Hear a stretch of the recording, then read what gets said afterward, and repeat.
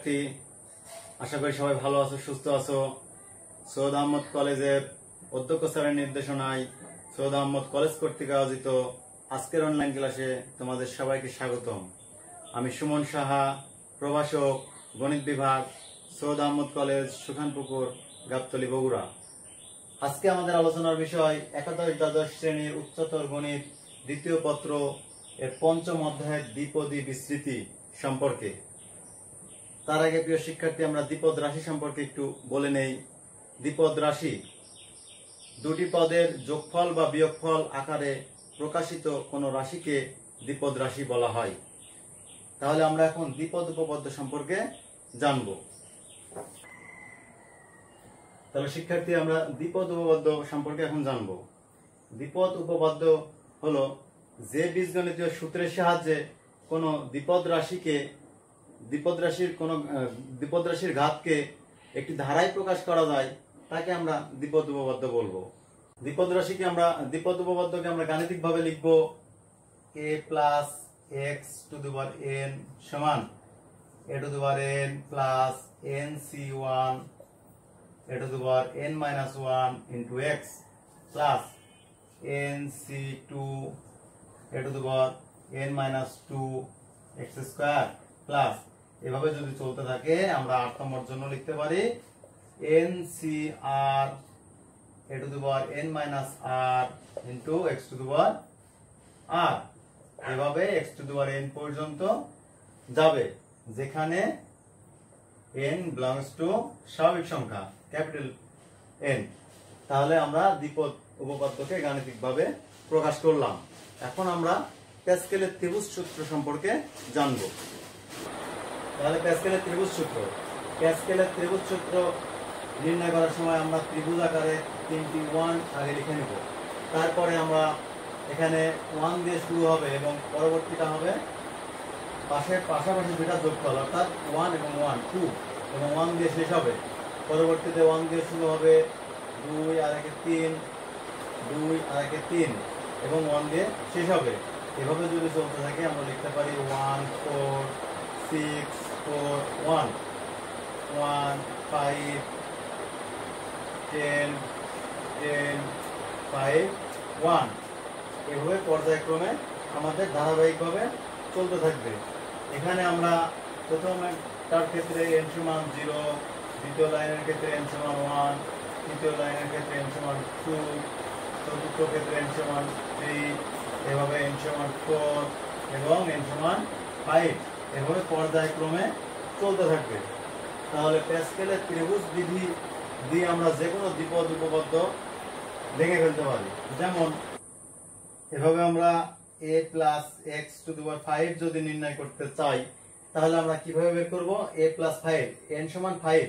যেহেতু n সমান 5 তাহলে আমাদের এই লাইনগুলোই হবে আমাদের a এবং x এর সহগ, অর্থাৎ আমরা প্রথমে লিখব a টু দি পাওয়ার 5, প্রথমটা আছে 1 তাহলে এর সাথে 1 plus a two the power 4 into x, তাহলে পরবর্তী সহগ 5 plus a to the power 3 x square এর সাথে সহগ 10 plus s square x cube সহগ হবে 10। এভাবে plus a x to the power 4 সহগ 5 এবং 1 into x to the power 5। তাহলে সাধারণ পদ, দ্বিপদী বিস্তৃতির সাধারণ পদ আমরা এখন শিখব। আমরা দ্বিপদী বিস্তৃতি শিখেছি a plus x to the power n সমান a to the power n plus nc1 a to the power n minus 1 into x plus nc2 a to the power n minus 2 into x square plus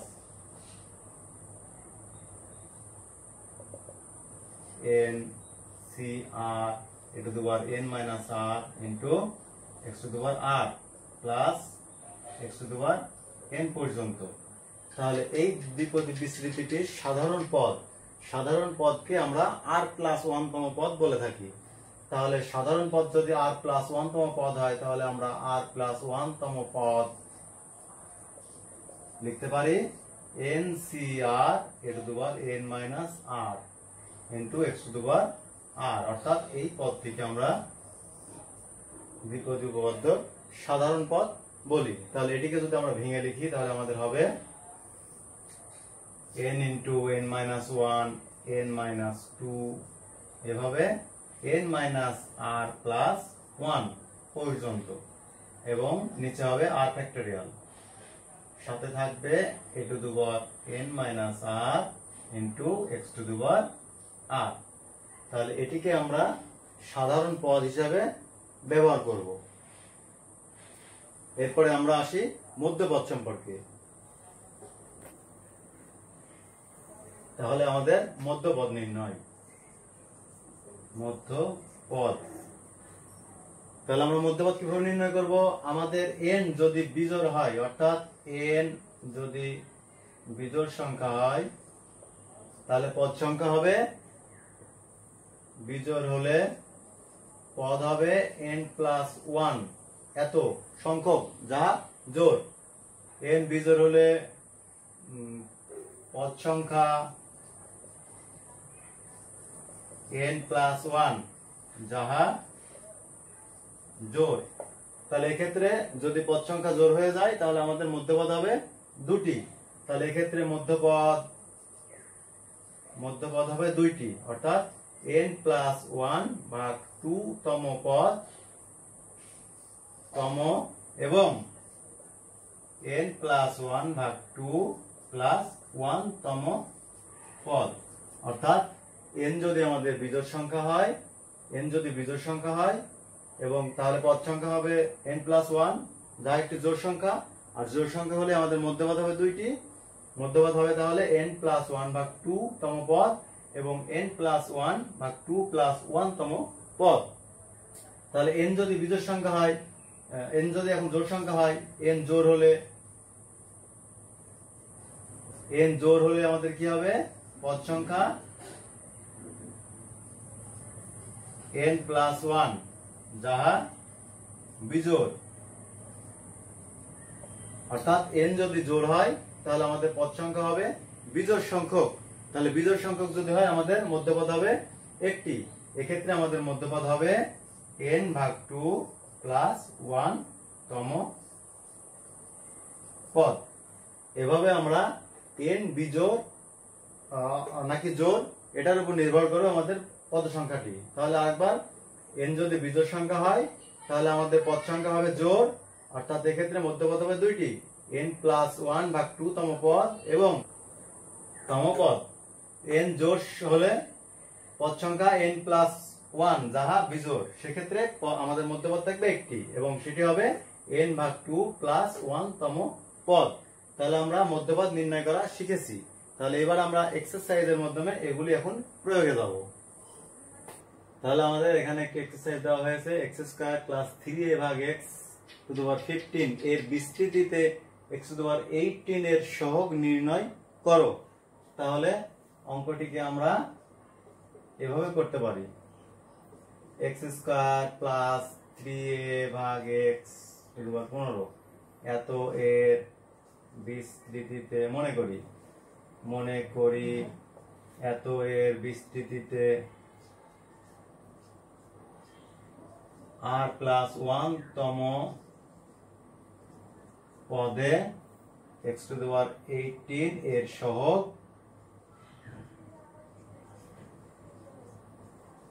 বিদ্যমান। তাহলে যেহেতু আমরা ধরে নিয়েছি r plus 1 তম পদ x to the পাওয়ার 18 এর সহগ বিদ্যমান, তাহলে আমাদের r প্লাস 1 তম পদটি বের করে নিতে হবে। তাহলে এখানে r প্লাস 1 তম পদ আমরা শিখেছি, r প্লাস 1 তম পদ সাধারণ পদ হিসাবে r প্লাস 1 তম পদ 15 c r x square 15 minus r into 3a ভাগ x to the power r। তাহলে এটিকে যদি আমরা ভেঙে নেই তাহলে আমাদের এখানে দাঁড়াবে 15 cr x to the power 30 minus 2r into 3a to the power r into x to the power minus r next লাইনে আমাদের হবে 15 CR x to the power 30 minus 3R into 3a two the power r। তাহলে এই পদটিতে আমাদের x to the পাওয়ার 18 এর সহগ বিদ্যমান। যেহেতু এই পদটিতে x টু দি পাওয়ার 18 এর সহগ বিদ্যমান, তাহলে আমাদের x to the power 30 minus 3R এটি হলো আমাদের 18। তাহলে প্রশ্ন মতে আমরা লিখতে পারি, শর্ত মতে 30 minus 3R equal to 18 implies that 3R equal to 30 minus 18। তাহলে 3R সমান 12 অর্থাৎ R equal to 4। তাহলে R এর মান আমাদের হলো 4। যেহেতু R এর মান 4, তাহলে আমাদের R প্লাস 1 তম পদে x টু দি পাওয়ার 18 এর সহগ বিদ্যমান।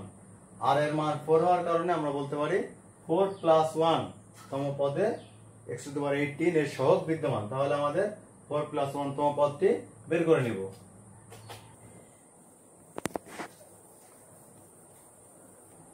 তাহলে এখন আমাদের 4 প্লাস 1 তম পদ, 4 প্লাস 1 তম পদ আমাদের 15C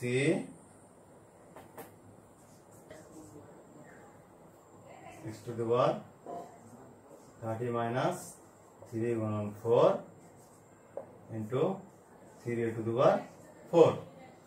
তাহলে এটিকে আমরা লিখব 15C4 x to the power 30 minus 12 3a to the power 4 implies that 15C4 x to the power 3a to the power 4 implies that 15C4 x to the power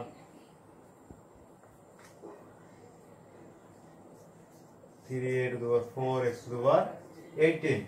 তাহলে এটি আমাদের x to the power 18 এর সহগ। তাহলে অতএব x to the power 18 এর সহগ আমরা লিখতে পারি 15C4 3a to the power 4। এটি অ্যান্সার। এটিকে আমরা যদি ভেঙে লিখি তাহলে এটা হবে হলো, এভাবে আমরা সাধারণ পদ ব্যবহার করে যে কোনো পদের সহগ নির্ণয় করতে পারি। এখানে একটা এক্সারসাইজ দেওয়া হয়েছে, বলছে 2x³ minus 1/x to the power 12 বিস্তৃতিতে x বর্জিত পদ বের করো এবং পদটির মান নির্ণয় করো। তাহলে আমাদের x বর্জিত পদ বের করতে হবে এবং পদটির মান নির্ণয় করতে হবে। তাহলে আমরা ধরে নিব 2, মনে করি 2x³ minus 1/x 12 এত এর বিস্তৃতিতে r প্লাস 1 তম পদটি x বর্জিত। তাহলে r প্লাস 1 তম পদটি যেহেতু x বর্জিত আমরা ধরে নিয়েছি, এখন আমাদের r প্লাস 1 তম পদটি বের করে নিতে হবে। অতএব r প্লাস 1 তম পদ সমান আমরা লিখব 12CR 2x³ 12 minus r into minus 1/x r implies that 12CR 2 to the power 12 minus r into x to the power 36 minus 3r into minus 1 to the power r into x to the power minus r। তাহলে এটিকে আমরা এভাবে লিখতে পারি minus 1 to the power r into 12CR into 2 to the power 12 minus r into x to the power 36 minus 4r। তাহলে যেহেতু পদটিতে x বর্জিত অর্থাৎ x এর ঘাত শূন্য হবে, তাহলে আমাদের এখানে x এর ঘাত আছে 36 minus 4r। তাহলে এখন আমরা লিখব, যেহেতু পদটি x শূন্য, x এর ঘাত শূন্য, অতএব 36 minus 4r equal to 0 implies that 4r equal to 36 অতএব r equal to 9 অর্থাৎ r এর মান 9 তাহলে আমাদের r plus 1 অর্থাৎ 9 plus 1 তম পদটি x বর্জিত তাহলে এখন আমাদের r plus 1 অর্থাৎ 9 plus 1 তম পদটি বের করতে হবে অতএব r plus 1 অর্থাৎ 9 plus 1 তম পদ equal to minus 1 to the power 9 into 12c9 to the power 12 minus 9 into x to the power 36 minus 4 into 9 implies that minus 1 to the power 9 12c9 to the power 3 into x to the power 0 implies that minus 12c9 to the power cube তাহলে এটিকে calculation করলে আমরা পাবো minus 1760 অর্থাৎ এটি আমাদের x বর্জিত পদ এবং x বর্জিত পদের মান মাইনাস 1760 এভাবে আমরা x বর্জিত পদের মান বের করতে পারবো তাহলে এখানে বলা আছে 2 minus 3 ভাগ x to the power 12 এর বিস্তৃতিতে মধ্যপদ নির্ণয় করো তাহলে মধ্যপদ বের করতে বলা হয়েছে আমরা মধ্যপদ নির্ণয় করা শিখেছি মধ্যপদ দুই রকম ভাবে নির্ণয় করা আমরা শিখেছি একটি n যদি বিজোড় হয় সেক্ষেত্রে আবার যদি n জোড় সংখ্যা হয় সেক্ষেত্রে তাহলে আমরা অঙ্কটিতে দেখতে পাচ্ছি n মানে অর্থাৎ পাওয়ার আছে 12 যাহা জোড় সংখ্যা তাহলে জোড় সংখ্যা যদি হয় আমাদের পদ সংখ্যা কেমন হবে বিজোড় সংখ্যা তাহলে 2 minus 3x 12 এত এর বিস্তৃতিতে n সমান 12 যাহা জোড় যেহেতু আমাদের পাওয়ারটি জোড় তাহলে পদ সংখ্যা হবে বিজোড় অতএব পদ সংখ্যা 12 plus 1 সমান 13 যাহা বিজোড় যেহেতু পদ সংখ্যা বিজোড় তাহলে আমাদের মধ্যপদ থাকবে একটি তাহলে আমাদের মধ্যপদটি অতএব মধ্যপদ একটি থাকবে তাহলে কততম পদ মধ্যপদ আমাদের এটা বের করে নিতে হবে অতএব মধ্যপদ 12 ভাগ 2 প্লাস 1 অর্থাৎ 6 প্লাস 1 সমান 7তম পদ অর্থাৎ এত এর বিস্তৃতিতে 7তম পদটি আমাদের মধ্যপদ তাহলে আমরা এখন 7তম পদ বের করে নিব 7তম পদ অতএব এখন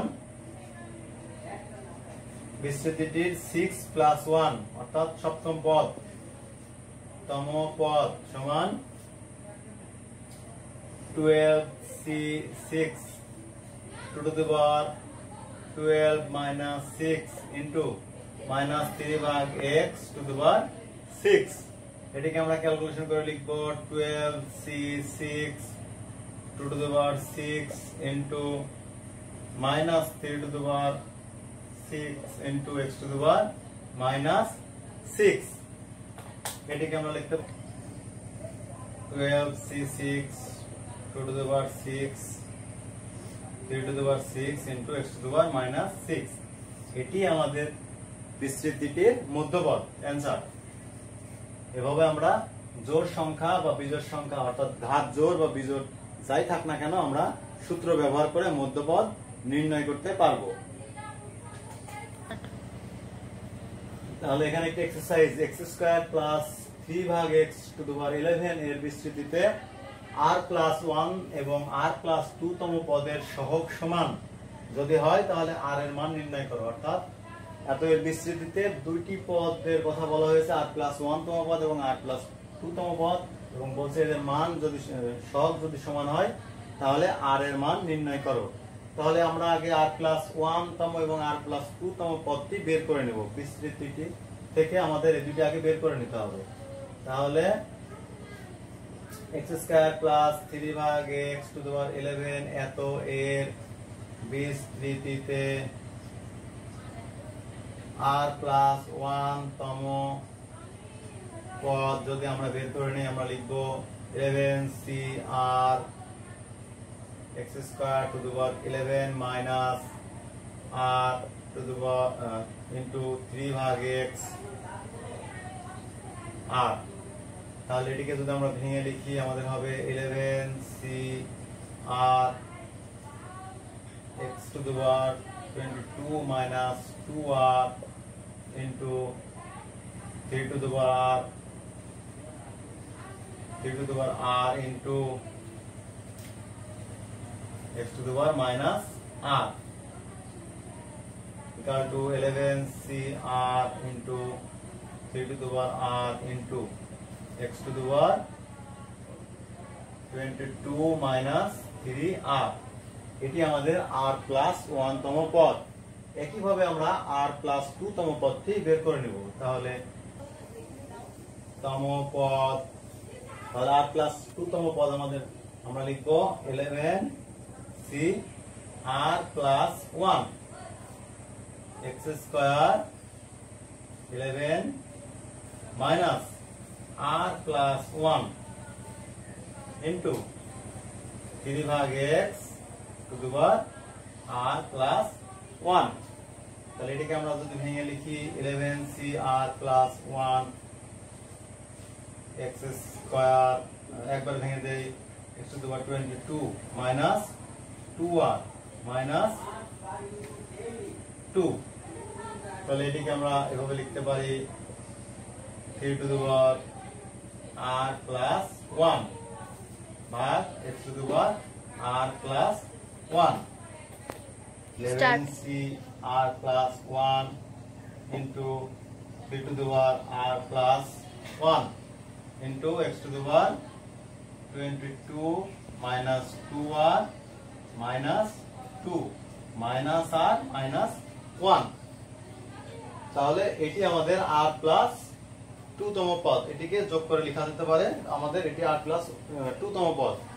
তাহলে r+1 তম পদ আমরা পেয়েছি। আর বলা হয়েছে r+1 তম পদ এবং r+2 তম পদের সহগ সমান, অর্থাৎ r+1 তম পদ এর সহগ এইটুকু এবং r+2 তম পদের সহগ এইটুকু, অর্থাৎ দুটি সহগ যদি সমান হয় তাহলে আমরা এখন দুটি সহগকে সমান করে r এর মান বের করার চেষ্টা করব।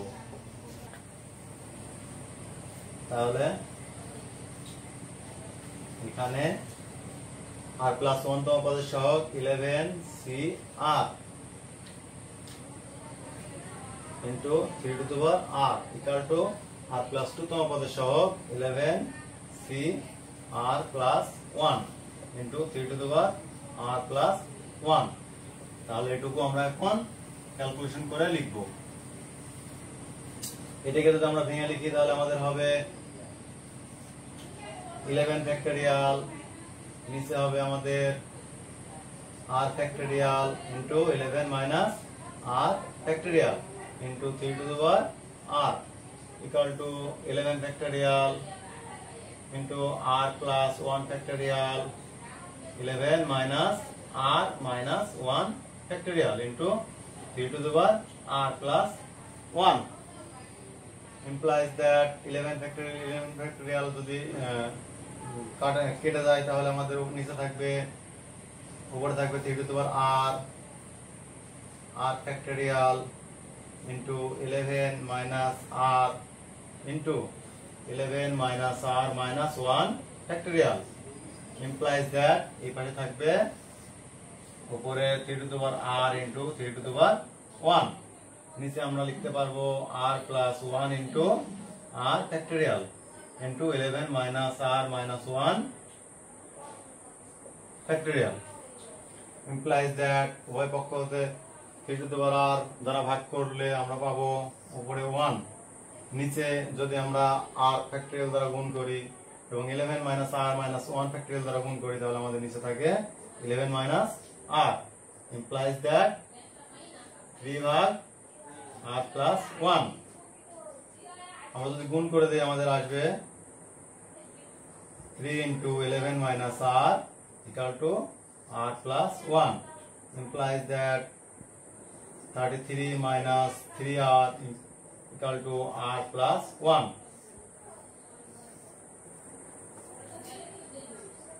Implies that 3r plus r equal to 33 minus 1, implies that 4r সমান 32, r equal to 8 অ্যান্সার। তাহলে আমরা r এর মান বের করেছি। এভাবে আমরা সহগ সমান করে r এর মান বের করলাম। তোমরা বাড়িতে অঙ্কগুলো বেশি বেশি অনুশীলন করো এবং আমাদের অনলাইন ক্লাসগুলো করতে থাকো। আজ এই পর্যন্তই। সবাই ভালো থাকো, সুস্থ থাকো। সবাইকে ধন্যবাদ।